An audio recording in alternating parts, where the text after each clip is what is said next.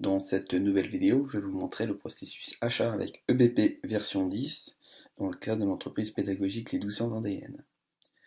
Donc la première étape, c'est de vérifier l'article sur lequel on va travailler. Donc on va travailler sur l'article numéro 16. On va identifier le fournisseur, les quantités de réapprovisionnement, etc. Aussi afin de mieux gérer nos stocks. On voit qu'il n'y en a plus de problème. Donc ici on voit que le fournisseur s'appelle REP. On voit qu'en stock, j'ai plusieurs éléments, que j'ai une quantité minimale en stock de 12 et un seuil de réappro de 12. Alors dans cette vidéo, je ne traiterai pas de réapprovisionnement automatique, qui sont les valeurs pour lesquelles ces données sont importantes. Ici, on va passer une commande simple au travers de la gestion des achats. Donc ici, on voit que le fournisseur principal, c'est bien le REP. Et on va voir que le délai de livraison est de 7 jours. C'est important à prendre en compte. Voilà, donc les informations aussi, on voit bien que c'est 0 produit en stock. Donc on va passer une commande d'achat. On va dans l'univers achat et on va prendre passer une commande.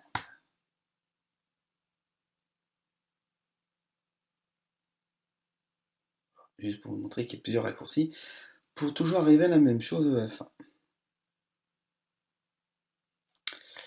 Donc bon, on va passer une commande, on fait ajouter.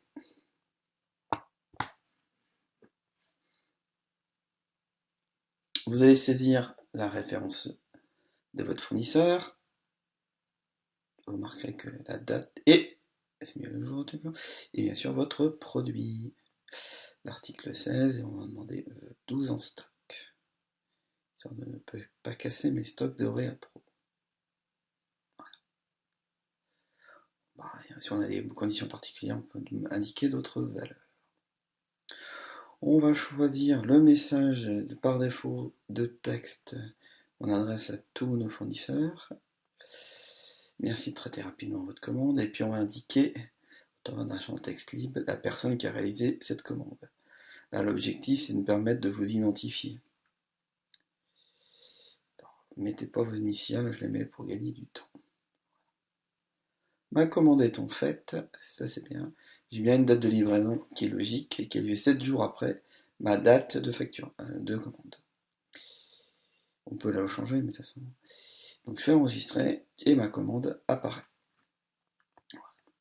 Si on regarde le processus, on se dit qu'on pouvait transférer. On va essayer de transférer. Ouais, c'est facile. Ah Petite particularité, dans le processus achat, une manipulation est demandée de la part d'un professeur ou d'un n'importe quelle personne qui est d'un formateur.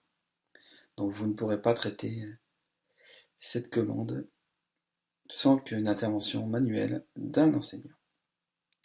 Voilà, hop, l'enseignant s'est connecté, il a fait son opération. Vous voyez que vous n'avez plus votre commande, elle apparaît maintenant en bon de réception.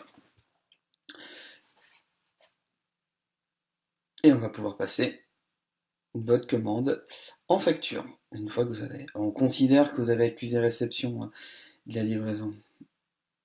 On pourrait le voir.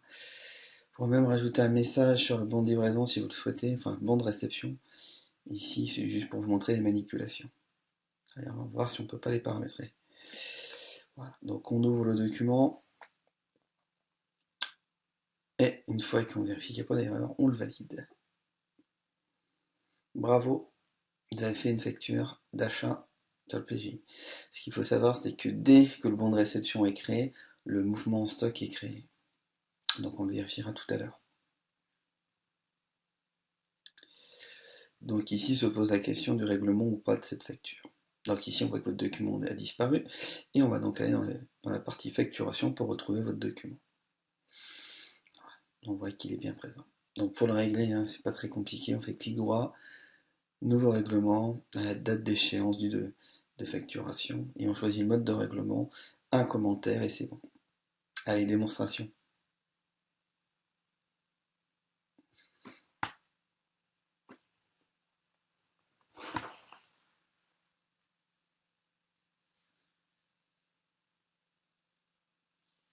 Donc voilà.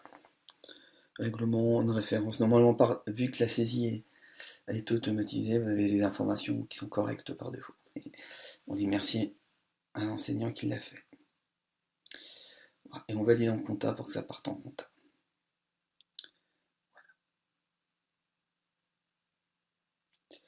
Alors, si vous voulez plus de détails sur cette facturation, il y a d'autres vidéos qui sont liées.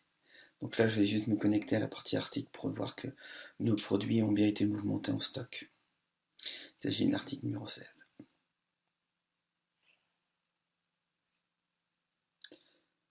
Les articles sont bien en stock, la vidéo est simple.